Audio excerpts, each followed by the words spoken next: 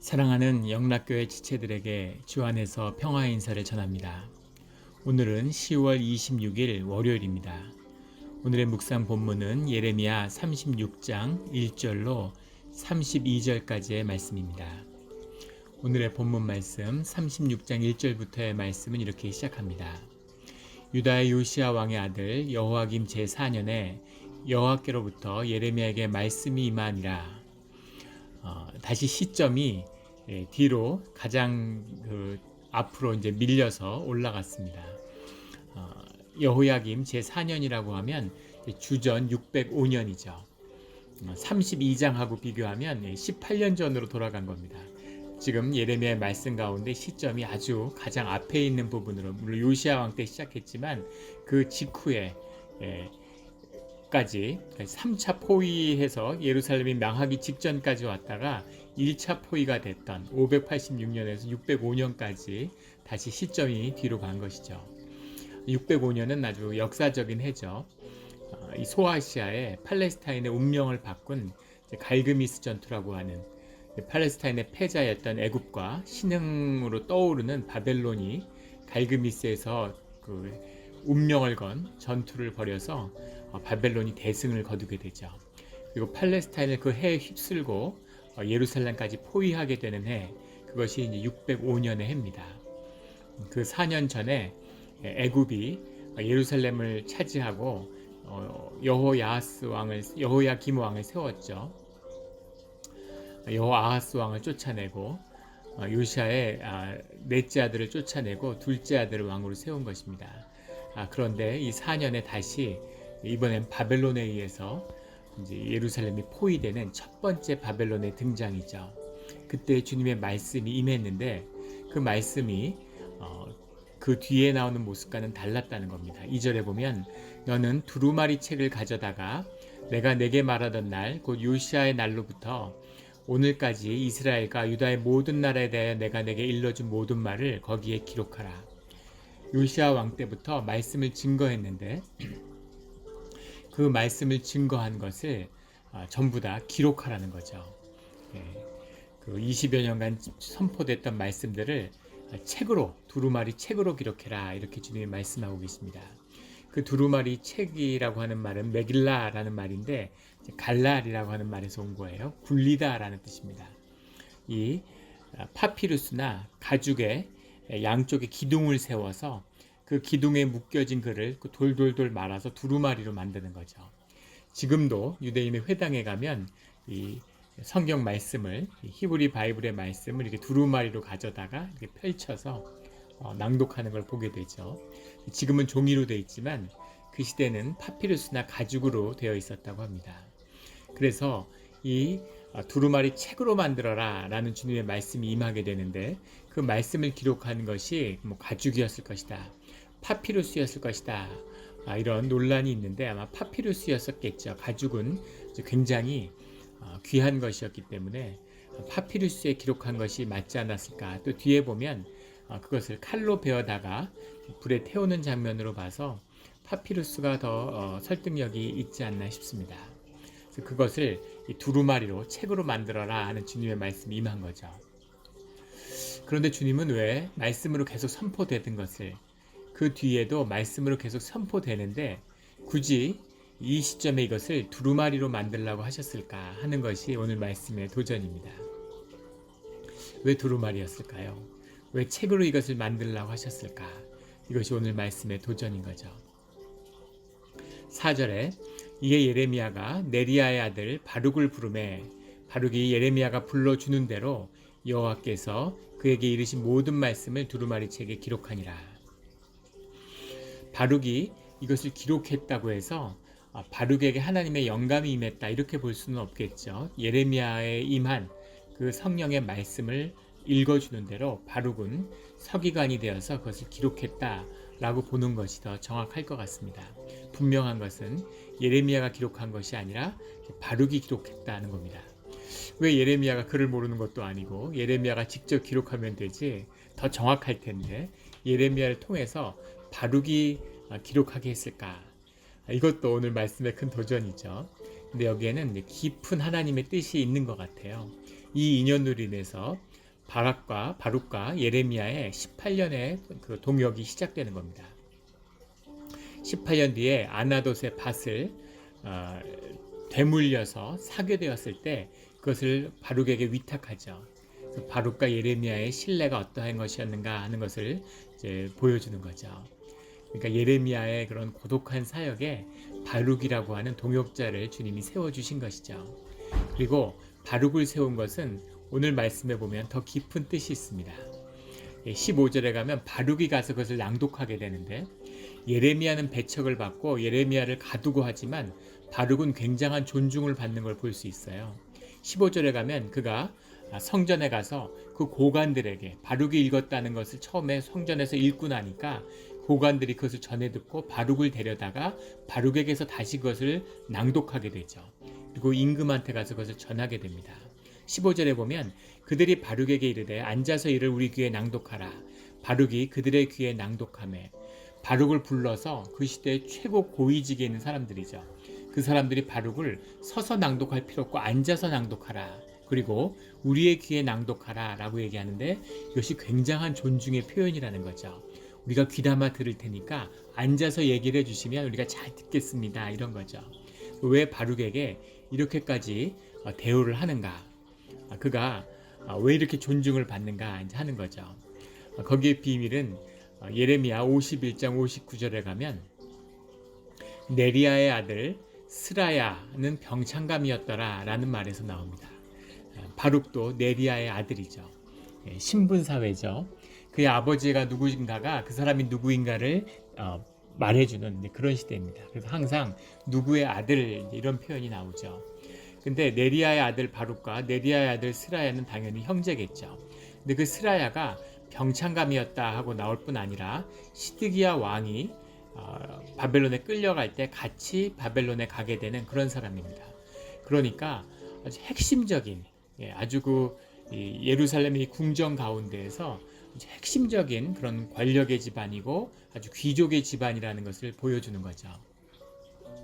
그런데 문제는 이런 바룩이 왜 예루살렘의 예레미야의 서기를 맡아서 그의 일을 돌봐주는 일을 했겠느냐 하는 거죠. 예레미야는 아나돗 사람이죠. 그리고 예루살렘에서 배척받은 사람입니다. 그런데 왜 이런 그 시대의 가장 중심에 있는 그런 핵심적인 이너서클에 있는 이런 귀족 집안의 바룩이 예레미야를 따랐을까 하는 거죠. 여러 가지 해석이 가능하겠죠. 하나는 바룩이 귀족 집안이지만 뒤에 나오는 그 그마랴 같은 25절에 보면 그마랴가 예루살렘의 그 예레미야의 그 책을 태우지 못하도록 말리는 장면에서 나오고, 또 고관들이 그를 피신시키는 모습에서 볼 수 있는 것처럼 예레미야에게 영적인 감동을 받아서 예레미야를 따르는, 그를 흠모하는 그런 사람이었을 수 있다라는 해석입니다. 그럴 수 있겠죠. 얼마든지 예레미야가 말씀의 사람이고 선지자니까 그가 증거하는 하나님의 말씀에 감동받아서 예레미야를 돕는 그런 사람일 수 있다는 것이죠. 그리고 그런 해석도 가능하고, 또 사실은 그의 형인 이 스라야는 그 굉장한 귀족으로 활동했지만 바룩은 그렇지 못했을 수도 있다라는 해석입니다. 사실 바룩을 보면 그의 일생이나 예레미야와 함께하는 삶으로 봐서 그렇게 예루살렘 안에 고위직에 있었던 것은 아닌 것이 분명하죠. 또 그의 무슨 직책이나 이런 것이 나오지 않는 걸로 봐서, 근데 궁중에서 그렇게 잘 대우받는데 실제는 별 직책이 없고 예레미야와 함께하고 있는 바룩, 이것을 어떻게 이해할 수 있을 것인가? 예레미야와 함께했기 때문에 배척받은 것인가? 그럼 또 오늘 본문을 보면은 꼭 그렇게 보이지도 않아요. 그래서 바룩의 이제 위치를 어떻게 이해할 수 있을까? 바룩이 있었기 때문에 이것이 기록되고 효과적으로 증거될 수 있었는데, 이 바룩의 위치를 이해하기 위해서는 저는 한 가지 단서가, 이것이 굉장히 가부장적인 그런 사회였다는 거죠. 장자 위주의, 장자가 승계하는 농업 중심의 가부장 사회, 그런 사회들은 대개 다 비슷한 질서를 가지고 있습니다. 모든 소산이 땅에서 나는 거죠. 땅을 중심으로 촌락 사회를 이루고 있는 겁니다. 근데 그 촌락을 이루는 질서가 가부장의 질서인 거죠. 왜 그런 질서를 구성했을까?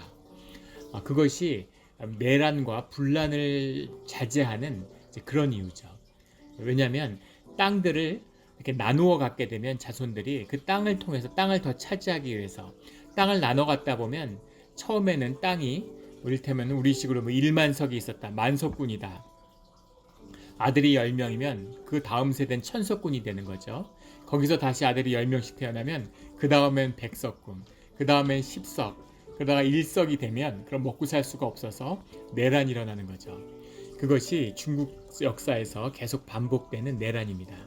한 200~300년마다 내란이 일어나고 인구의 한 3분의 2가 죽고 내전이 일어나서 새로운 왕조가 들었으면 그러면 새로운 왕조가 이제 한 또 7~80년 지나면 굉장한 부흥을 경험하고 또다시 내란이 일어나고 이런 것이죠.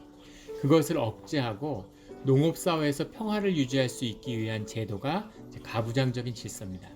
첫째한테 장남한테 모든 걸 다 몰아주는 거죠. 그래서 장남이 모든 걸 갖는다는 것이 확립됐기 때문에 형제들 간에 분쟁이 일어날 수 없는 거죠. 그리고 거기서 나는 소산을 나누어 먹으면서 형제들이 살아가는 겁니다. 일본도 전국시대라고 하는 백수십 년간의 엄청난 내란을 경험했죠. 그리고 나서 에도 막부가 들어서게 되는데 바쿠후라는 에도 막부가 들어선 다음에 철저한 장자 중심의 그 땅을 절대로 나누어 갖지 못하게 하는 겁니다. 그래서 장자만 가독을 이어받고 나머지 형제들은 땅을 한 평도 가질 수 없는 거예요. 이것이 절대적인 가부장 질서죠. 그런데 이 이야기를 나누는 이유는 일본에 야카이모노라는 말이 있습니다. 야카이 지금도 일본 사람들이 써요. 회사 같은 데서 이제 그 월급 받아서 일 같은 걸 제대로 못하고 잉여 인력 있으나 없으나 마찬가지인 사람 그걸 야카이모노라고 그러는데 우리말로 하면 뭐 군식구 나쁘게까지 심하게 얘기하면 뭐 식충이네 이런 거죠. 그걸 이제 한자로 하면 액계자라고 씁니다. 액이라는 건 이제 우리가 애군이 들었다 할 때 불행할 액, 개는 낄게자죠. 그래서 액계자가 뭐냐면 불행이 끼어든 자들이다 이런 말입니다. 무슨 말이냐면 장자로 태어나지 못한 아들들을 의미하는 거죠. 아들이 14명이 태어났는데 11번째, 12번째로 태어났다. 이거는 정말 야까이 모노인 거죠. 아무 가독도 없고 일도 없고 받은 것도 없고 이런 겁니다. 다이묘의 형제지만 실은 아무것도 가진 게 없는 거예요. 그래서 대저택에 살고 있는데 사실은 방 한 칸 차지하고 사는 거죠. 그래서 밥은 잘 먹죠. 그 이제 다이묘의 주택에 사니까 밥도 잘 먹고 신분도 높은 겁니다. 귀족이죠. 신분도 높기 때문에 아무도 함부로 대할 수 없어요. 그런데 아무것도 가진 것이 없는 그런 사람인 거죠. 이것이 야카이모노인데 장가도 못 가는 거예요. 예전에 일본의 소설 중에 야카이모노라는 소설이 그 영화화도 됐는데 거기 보면 귀족으로 태어나고 높은 신분에 높은 집안에 잘 먹고 살지만 가족도 없고 장가도 못 가고 완전히 이렇게 그렇게 사는 겁니다. 형이 죽고 조카가 또 이제 가독을 이어서 다이묘가 되면은 삼촌이니까 완전히 이제 뒷방 노인이 되는 거죠. 우리말로 하면. 그래서 굉장히 비참한 삶을 사는 겉으로 보기에는 비단 옷을 입고 좋은 옷을 입고 높은 신분이지만 사실은 삶에 아무 게 없는 그런 삶을 다룬 그런 책을 본 기억도 나는데 이것이 야카이모노의 삶이에요. 근데 제가 보기에는 이 바룩이 이런 야카이모노가 아니었을까 그런 생각이 듭니다. 형은 가독을 입고 귀족으로서 관직을 받아서 활동하는데 형제가 여럿이니까 또 그 피임을 몰랐던 시대니까 자식들을 많이 낳았죠. 또 뭐 처첩을 거느리기도 하고 귀족들이 그러니까 자식들이 아들들이 뭐 수십 명 되는 거죠. 10명 보통 이렇게 되는 겁니다. 그 중에 태어났기 때문에 귀족이고 신분이 높지만 사실은 아무 일이 없는 그런 청년이 아니었을까 저는 근데 그런 추측을 해봅니다. 그래서 바룩이 예레미야의 말씀에 빠지고 선지자와 같이 살아가지만 귀족으로서 존중은 받지만 실제 별 할 일은 없었던 먹고 사는 걱정은 없지만 그렇다고 재산을 모을 수도 없는 그런 인물이 아니었을까라는 것이 제 추측이에요. 근데 그 바룩이라는 이 위치가 예레미야의 서기가 돼서 예레미야를 돕지만 동시에 그 영향력을 이 궁중에 끼칠 수 있었던 그런 위치에 있지 않았을까 하는 것이죠. 그것이 이 바룩의 비밀을 풀어주는 단서가 아닌가 싶습니다.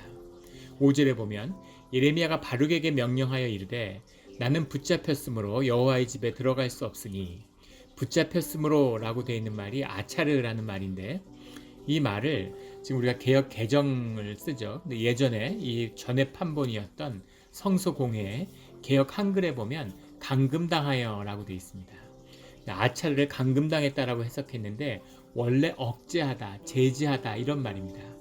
그런데 오늘 본문의 26절에 보면 서기관과 바룩과 선지자 예레미야를 잡으라 하였으나 이렇게 돼 있어요. 예레미야가 감금돼 있었다면 다시 잡을 필요가 없겠죠. 그래서 이것이 억압받고 배척받았다 이런 의미로 아차르란 쓰는 것이 맞을 것 같습니다.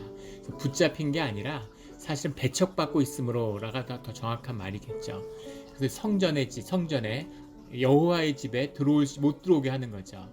왜 못 들어오게 했을까? 그 앞선 세월에 아나도에서 말씀을 전하다가 이제 예레미야가 예루살렘에 왔는데 예루살렘에 와서 전하는 말씀을 알고 있으니까 소문이 이미 났겠죠.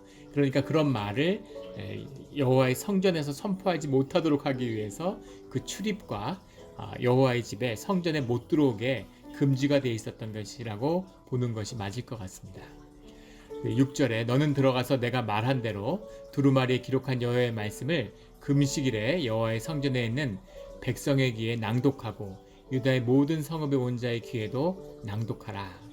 금식이라는 것은 정해진 날짜가 아니라 9절에 보면 예루살렘에 있는 모든 백성이 여호와 앞에서 금식을 선포한지라 이렇게 되어 있죠. 여호야김의 제5년 9월에 라고 되어 있으니까 이미 바벨론의 포위가 되어 있는 상황이고 시기적으로는 604년 11월, 12월의 경이었을 겁니다. 아직 포위가 되긴 전이겠네요. 포위가 되긴 전인데 이제 그 갈기미스의 전투를 앞둔, 그러니까 이 운명을 건 그 전투를 앞두고 있으니까 이 여호야김 왕이 금식을 선포하고 하나님께 도움을 요청하고 있는 거죠. 금식을 선포한다는 것은 굉장한 의미입니다. 금식을 한다는 것, 금식을 하면 운명이 바뀌어요. 저도 금식을 4번 해봤는데 신앙의 삶 가운데서 금식을 하면 인생이 송두리째 바뀌었습니다. 첫 금식을 한 다음에는 신학을 하게 되고 이제 신앙을 얻게 되고 주님을 영접하게 됐죠. 완전히 운명이 바뀌는, 인생이 바뀌는 경험을 했고, 두 번째 금식을 한 다음엔 영국으로 가게 됐습니다. 영국으로 가고 거기서 주님을 또 다른 차원의 주님을 영접하게 됐죠. 그래서 또 신앙의 길이 완전히 바뀌었어요. 그 다음에는 주님의 인도하심을 구하는 그런 삶을 살게 됐습니다. 그래서 수도원에도 가게 되고 한국에도 가게 되고 이제 그런 길이 열렸고, 세 번째 금식을 한 다음에는 한국을 떠나서 다시 미국에 오게 되고, 그다음에 또 우리 집에 어떤 투병 생활 이런 걸로 완전하게 다른 삶의 길을 가게 됐죠. 그리고 금년 초에 주님의 말씀을 또 받아서 다시 금식을 하게 된 겁니다.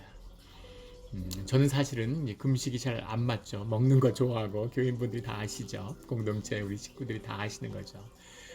한 끼만 안 먹어도 큰일 나는 그런 타입인데 주님이 이제 금식을 또 말씀하셔서 목회 3년을 하고 또 새로운 목회의 길을 소망하는 그런 꿈을 가지고 금식을 우리 공동체 가족들이 같이 했죠. 여러분들이 같이 동참했습니다.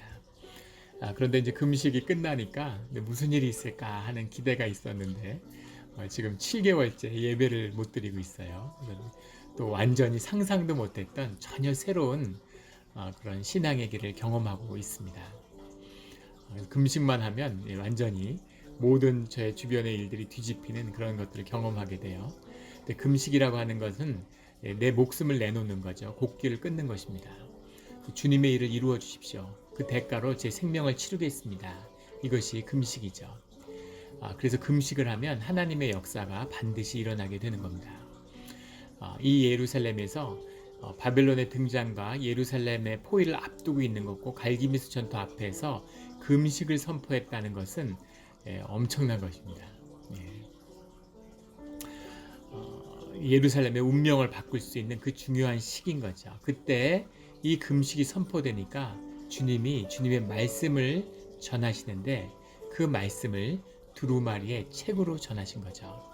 왜 두루마리 책이었을까요? 그냥 예레미야를 보내서 말씀으로 선포하시지 왜 굳이 두루마리 책이었을까? 그 비밀이 10절부터 나오는 거죠. 바룩이 여호와의 성전 윗들 곧 여호와의 성전에 있는 세문 어귀 곁에 있는 사반의 아들 서기관 그마랴의 방에서 그 책에 기록된 예레미야의 말을 모든 백성에게 낭독하니라. 모든 백성이 그 방 안에 있을 수 없었겠죠. 그래서 그 백성을 향하여 선포하는 건데 그 선포의 말씀이 그마랴의 방에서 이루어졌다는 겁니다. 서기관 그마랴의 방. 이 그마랴는 이 제사장을 돕는 역할을 하는 자겠죠. 성전에 보면 우리 에스겔에서도 나누었지만 본 성전 옆에 여러 방들이 둘러싸고 있는데 그 방을 중에 그마랴의 방을 찾아갔다는 겁니다. 근데 그마랴의 아버지가 사반이죠. 사반의 아들 그마랴입니다. 사반이 누구였을까? 사반은 역대왕 하 22장에 보면 요시야 왕이 요시야의 종교개혁, 요시야의 종교개혁이라는 것이 이제 굉장한 의미가 있죠. 잊혀졌던 사람들에게서 사라졌던 이 성경의 말씀을 다시 되찾았던, 성경에서 찾아서 그 말씀을 보고 다시 종교개혁이 일어나는 역사적인 사건의 그 주인공이 요시야 왕인데, 요시야 왕 때 그 찾은 그 두루마리의 말씀을 들고 요시야 왕한테 가서 그것을 읽었던 사람이 사반이죠. 세월이 지나서 사반의 아들 그마랴가 요시야의 아들 여호야김에게 찾아가게 되는 겁니다. 우연일까요? 우연이 아니죠. 주님이 사반의 아들 그마랴를 통한 이 두루마리를 찾아서 다시 선포되는 이 역사를 보여주시는 거죠. 하나님의 징표입니다. 이런 것이 징표죠. 이것을 분별하고 하나님이 말씀을 두루마리로 주시는, 왜 두루마리로 줬을까? 왜 그마랴를 통해서 왔을까? 이것을 알아야 되는 거죠. 그래서 말씀이 선포되는 겁니다. 일생에 이런 결정적인 순간이 오는 거죠. 결정적인 순간이 있습니다. 이 순간 운명을 바꾸고, 자신의 운명을 바꾸고, 가족의 운명을 바꾸고, 나라의 운명을 바꾸는 예배와 같은 것이죠. 한 번의 예배가 한 사람의 인생과 나의 인생과 내 가족과 우리 민족이 가는 모든 길을 바꿀 수 있는, 땅의 역사를 바꾸는 그런 결정적인 순간이 있는 거죠. 그 순간은 하나님이 열어주신 거예요. 이 열어주신 뜻은 7절에 나오는 그들이 여호와 앞에 기도를 드리며 각기 악한 길을 떠나리라 라는 말씀이죠. 이 말씀이 선포되면 그들이 기도를 할 것이고, 그래서 그들이 악한 길을 떠날 것이고 그들의 운명의 길이 생명의 길로 바뀔 것이다 라는 것을 선포하신 거예요. 이들이 바꿀 수 없는 악한 것이 그 안에 있다는 것을 주님이 모르실까요? 그 거식과 우상 숭배의 모습을 주님이 알고 기억하고 있죠. 마음의 중심을 보시는 주님이신데 주님이 그들의 금식에 대해서 기회를 주시는 겁니다. 그 금식을 선포하고 주님 앞에 나와서 말씀을 접하는 그 의식의 부분, 참된 자기로 회복되어서 나오는 것이 아니라 의식적인 결단이고 그것은 거짓이죠. 하지만 그 안에는 참이 들어있는 겁니다. 우리에게 자유를 주시고 우리에게 의식을 허락하신 주님이 우리의 의지를, 우리의 의식의 결단을 하나님이 받아주시는 거죠. 이것이 하나님의 성품이고 하나님이 우리를 대하시는 인격이에요. 주님이 38년 동안 안진뱅이에게 네가 일어나기를 원하느냐, 네가 무엇을 원하느냐 이렇게 물어보시잖아요. 그걸 왜 물어보실까? 당연히 원하겠지. 주님이 더 잘 아실 텐데. 그런데 주님이 물어보시는 거죠. 네가 원하느냐? 주님이 우리가 원한다고 해야 하시는 겁니다. 네가 정말 원하느냐? 우리의 문제는 우리가 뭘 원하는지를 모르는 거죠. 우리 마음속에 원하는 게 늘 있죠. 그 원하는 걸 주님이 아시는 겁니다. 그런데 그것을 네가 너의 내면에, 너의 심령에 있는 원함을 너의 의식이 그것을 알고 있느냐, 너의 의식으로 전 인격으로 그것을 원한다고 고백하느냐, 이것이 중요한 것이죠. 이것이 자유의지의 비밀입니다. 자유의지가 있다 그러면 우리가 내 심령과 내 생각을 컨트롤할 수 있느냐, 그런 자유는 없어요. 그러나 그 마음을 알아채고 그 그 마음을 내 마음으로 주님께 올려드리는 그 의지가 우리에게 있는 것이죠. 그것이 자유의지고 주님이 그것을 존중하시는 겁니다. 네가 그걸 원한다면 너희가 깔고 앉았던 자리를 들고 일어나서 걸어라. 주님이 신비하게, 종교는 그렇게 가르치죠. 신비가 임해서 막 걷게 되고 걸을 수 있는 능력이 갑자기 임해가지고 내가 막 걸어다니고, 그것은 종교의 거짓인 거죠. 주님은 네가 일어나라 이렇게 말씀하시는 겁니다. 네가 일어나기를 원하느냐, 일어나기를 원하면 일어나라 이렇게 말씀하시는 거죠. 일어나려고 할 때 주님의 능력이 함께 하시고 일어나는 역사가 일어나는 겁니다. 우리가 그 고백이 중요한 거죠. 그래서 그 기회를 주님이 한번 주신 거예요. 기회가 없었습니다, 주님. 우리가 이렇게까지 비참하게 망하는데 우리에게 돌이킬 수 있는 기회를 한 번 주셨어야 되지 않습니까? 수많은 말씀이 선포됐는데 그 말씀이 예레미야를 통해서 증거될 때 그게 하나님의 말씀인지를 몰랐어. 하나님의 말씀이었으면 우리가 그것을 어떻게 어겼겠습니까? 그 하나님의 말씀인지 몰랐으니까 그랬지요 라는 것이 이스라엘의 변명이고 호소인 거죠.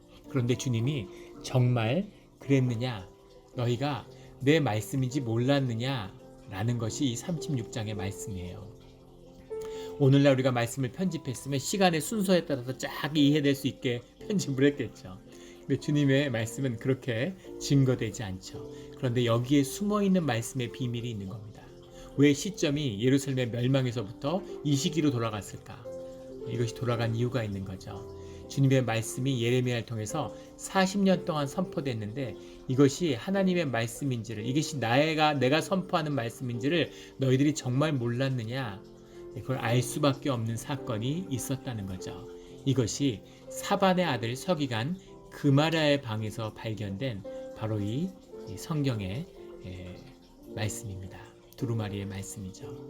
이것을 그마랴가 듣고 이것을 고관들에게 전하니까 고관들이 바룩을 청해서 또 듣는 거죠. 그래서 그 말씀을 듣고 이것이 하나님의 말씀인가 보다 라고 하고 19절에 고관들이 바룩에게 이르되 너는 가서 예레미야와 함께 숨고 너희가 있는 곳을 사람에게 알리지 말라. 고관들이 왜 그랬을까요? 여호야김의 성전과 어떤 왕인지를 알기 때문인 거죠. 그리고 이것이 너무 심각하기 때문에, 엄청난 사건이기 때문에 무슨 화가 있을지 모르니까 너희는 일단 숨어 있어라 이러고 왕을 찾아간 겁니다. 역적이 될 수도 있고 영웅이 될 수도 있다, 이런 상황인 거죠. 찾아가서 그 말씀을 궁에서 왕한테 선포하는 거죠. 사반이 요시야 왕 앞에서 이 말씀을 두루마기를 읽었던 것처럼 사반의 아들 그마랴가 요시야의 아들 여호야김 앞에서 말씀을 읽는 사건이 다시 재현되고 있는 겁니다. 그 말씀의 결과는 무엇이었을까? 20절에 그들이 두루마기를 서기관 엘리사마의 방에 두고 뜰에 들어가 왕께 나가 이 모든 말을 왕의 귀에 이르니 왕이 두루마기를 가져오게 하매 그가 엘리사마의 방에서 가져다가 고관의 귀 앞에서 낭독하고 있는 거죠. 22절에 그때는 아홉째 달이라. 아홉째 달이라고 하는 것은 태양력으로 하면 11월, 12월에 해당되는 거죠. 6월절을 기준으로 해서 종교력으로 시작하니까 이제 11월, 12월이 되는데 왕이 겨울 경전에 앉았고 겨울 궁전이 따로 있었던 것이 아니라 겨울의 궁전에 앉았다는 거죠. 추웠다는 겁니다. 이 예루살렘의 날씨가 이 팔레스타인의 날씨가 우리 캘리포니아의 날씨하고 똑같다 그러죠. 지중해성 기후이기 때문에 자라나는 식물도 비슷하고 아주 흡사한, 그래서 우리 캘리포니아에 사는 사람들은 이 성경 말씀을 이해하기가 훨씬 더 수월한 부분이 있는 겁니다. 그런데 저는 예루살렘에 가보진 못했지만 평생에 한 번은 가봐야 되겠다 이런 마음의 소원이 있는데, 가본 분들의 말씀에 의하면 겨울에 가면 춥다고 그래요. 여기도 춥죠. 캘리포니아도 따뜻한 줄 알았다가 겨울에 온 분들은 생각보다 추운 거죠. 근데 눈도 온다고 그럽니다. 예루살렘에 눈이 온대요. 우리 LA도 눈이 오잖아요. 심지어 LA도 눈이 내릴 때가 있는데 예루살렘에도 눈이 내릴 때가 있을 만큼 추운 날이 있는 거죠. 그래서 겨울에 궁전에 앉으니까 추운 거죠. 그래서 그 앞에 불 피운 화로가 있는 겁니다. 불 피우는 화로라는 건 청동 화로를 만들어서 지금도 발굴된 그런 화로들이 남아있다고 그러죠. 청동으로 만들어서 그 안에다 나무를 넣고 불을 지펴서 이제 수처럼 만들어서 그 온기를 되게 지키고 있는 거죠. 그래서 화로가 없는 일반 집들은 그냥 집 마루 안에다가 밑이 그냥 돌이니까 거기다 나무를 쌓아놓고 불을 피웠다고. 그런 기록이 남아 있다고 합니다. 화로에 청동 화로를 해서 불을 피우고 있는 거죠. 거기서 왕 앞이고 따뜻해야 되니까 크게 불을 피웠겠죠. 큰 화로를 만들어서. 그런데 23절에 여후디가 선호 쪽을 낭독하면 왕이 칼로 그것을 연하여 베어 화로불에 던져서 두루마리를 모두 태웠더라. 놀랍고 충격적인 모습입니다.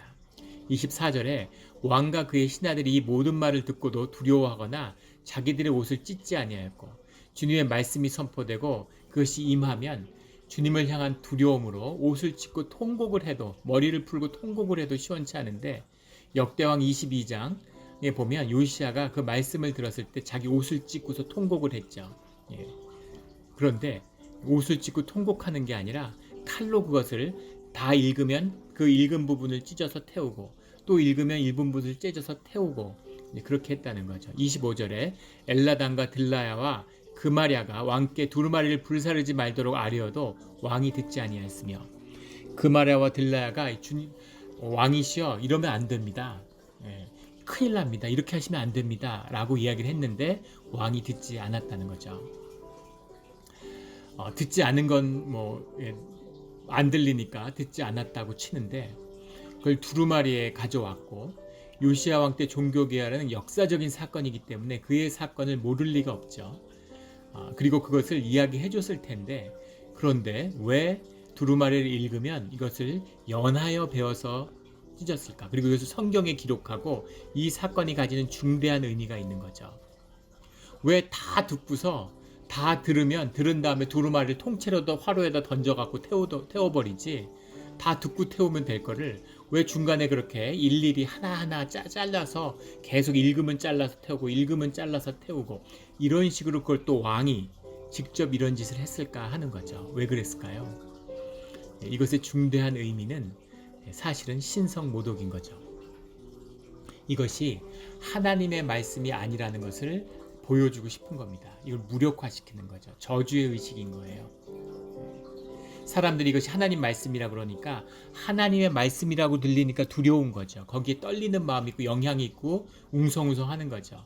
그러니까 이건 하나님의 말씀도 있고 아무 얘기도 아니고 예레미야의 얘기야. 이것은 바룩이 써온 건데 하찮은 글이야 하는 것을 보여주기 위해서 이것이 무가치함을 그 의미를 격화시키기 위한 의식으로 그것을 들을 때마다 가치 없음을 보여주기 위해서 잘라서 태운 겁니다. 하나님의 향한 중대한 신성 모독이죠. 하나님의 말씀이 아니었다면 또도 굉장한 모독일 텐데 하나님의 말씀을 이렇게 접했다는 건 여호야김의 본질이 실제가 무엇인가 하는 것을 극명하게 보여주는 사건이었습니다. 있을 수 없는 충격적인 일이 벌어진 것이죠. 26절에 서기관 바룩과 선지자 예레미야를 잡으라 하였으나 여호와께서 그들을 숨기셨더라. 그뿐 아니라 그 둘을 잡아서 오히려 신성 모독으로 하나님의 이름을 더럽힌 죄를 물어서 죽이겠다라는 거죠. 하나님이 숨겨주셔서 그렇게 피했다는 거죠. 27절에 기록한 말씀을 불사른 후에 여호와의 말씀이 예레미야에게 임하니라. 그 말씀을 불사른 사건이 있은 다음에 하나님의 말씀이 예레미야에게 임했는데 30절에 보면 그는 여호야김이죠. 다윗의 왕위에 앉을 자가 없게 될 것이요 그의 시체는 버림을 당하여 낮에는 더위 밤에는 추위를 당하리라. 여호야김의 운명을 결정한 사건이었습니다. 여호야김만큼 비참한 왕은 없죠. 바벨론에게 폐위가 돼서 붙들려 갔다가 또 다시 붙들려 와요. 그리고 죽은 다음에 시체가 훼손돼서 길바닥에 버려졌습니다. 유다의 왕 중에서 다윗의 후손 중에서 이런 처분을 당한 왕은 없었어요. 근데 정말 비참한 그 왕으로서 죽었는데 제대로 장례를 못 지냈다는 것도 참 놀라운 일인데 길에 시체가 유기돼서 그것이 바벨론에게 훼손되고 다시 유대인들에게 훼손되고 들짐승에게 훼손되는 그런 비참한 운명을 겪게 됩니다. 그래서 어떻게 이렇게까지 다윗의 후손인데 이렇게까지 당했을까? 다윗의 모든 것을 뒤집는 여호야김의 행위가 있는 것이죠. 이것이 36절의 사건이에요. 결정적인 때가 있습니다. 요시아의 길을 갈 것인가 여호야김의 길을 갈 것인가 하는 운명의 선택의 길에서 여호야김은 생명의 길이 아니라 저주의 길을 택한 것이죠. 말씀은 기록한 말씀이 불사른 후에도 임합니다. 그런데 그 이 말씀을 언제 어떻게 듣느냐 하는 것이 우리의 삶을 바꾸는 비밀인 거죠. 삶이 어떤 위기에 처해도 정말 끝인 것 같아도 말씀이 임하면 다시 살 길이 열리는 것입니다. 여호야김의 길이 아니라 요시야의 길을 선택하는 우리 안에 부흥이 회복되는 그런 이때가 되기를 예수 그리스도의 이름으로 축원합니다. 아멘.